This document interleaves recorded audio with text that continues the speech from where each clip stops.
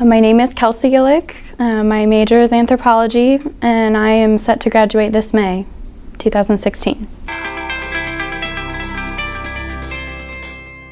Anthropology is the study of humanity. So in its broadest sense, it's a holistic field. So we look at everything from culture to language to the biology, evolution would be within that category, archaeology. As you can see, we're in that room right now, right? The bones are everywhere.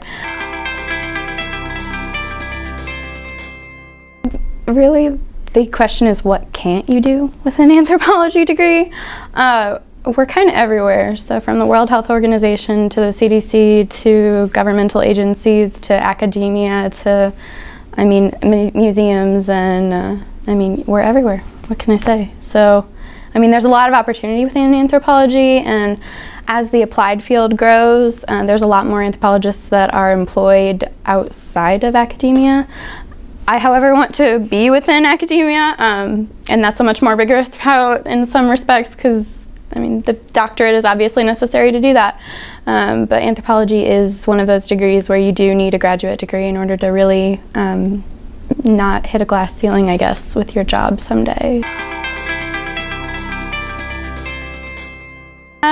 So I actually started here as a pre-med student. I was a high school student, and I was, I think, 16 or 17 when I started coming here. And about a year in, I was taking my Spanish requirements, and a friend suggested, since I really didn't feel like I was being fulfilled by my coursework in that field, that I consider becoming a linguist or a translator because I was excelling so well in the language courses. And I really didn't know what that was at the time. It had never been mentioned in my high school curriculum, obviously, so I had to do a little research, and it was a pretty easy decision. I met with Dr. Bischoff and had a conversation with him about what you can do with the field, and Dr. Oden in anthropology, and they sold me just enough, and I changed my major. And then once I started doing the coursework, it's really fulfilling. I enjoy the classes, and it's very interesting to me. There's not a class I've been in anthropology or linguistics where I haven't learned something new and really enjoyed being there. Well, I don't know if I have enough time to go into all of that. I've done research for the past 2 years, so if you Google Coeur d'Alene language on Google, you will come up with the Wikipedia page, and that's authored by myself. I wrote a grammar with Dr. Bischoff, obviously the same thing, right? A sketch of the language, and then I've done some work on IS or ISIS, however you identify with the name, and I'm working with phonetic variables, so the sound systems in a language.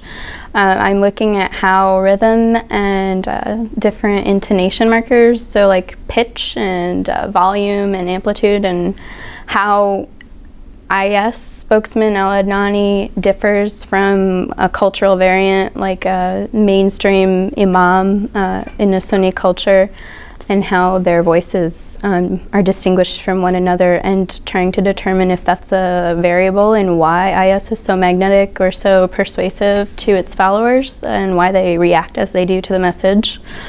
And then my most recent work that I do is with a PhD candidate over at University of Illinois Urbana-Champaign. She is a native Basque speaker, which is the Basque country is over in Spain and France. It spans the borders, and she's from a little rural town in Spain, and so I'm also looking at phonetics there. I'm looking at intonation contours. So they have this system where you can say the same word, but the way you say it distinguishes the meaning. So gunek and gunek. I think I talked to you at the SASSY last semester when I had my poster. So one means a singular friend and one means a plural friend, but they're spelled the same, they sound the same. It's all in the way you say it. And so we're trying to figure out how Spanish and Standard Basque have affected through contact, language contact, and the rural dialect that we're looking at, and if it's changing the system and how people use accented systems in the language. If you are beginning in anthropology, use your faculty. Go to them. If you have questions, don't hesitate. If you have something you really want to research and you just don't know how to get started, go talk to them. Someone who does what you're considering doing, or at least is within the right subfield, and I'm sure that they'll point you in the right direction.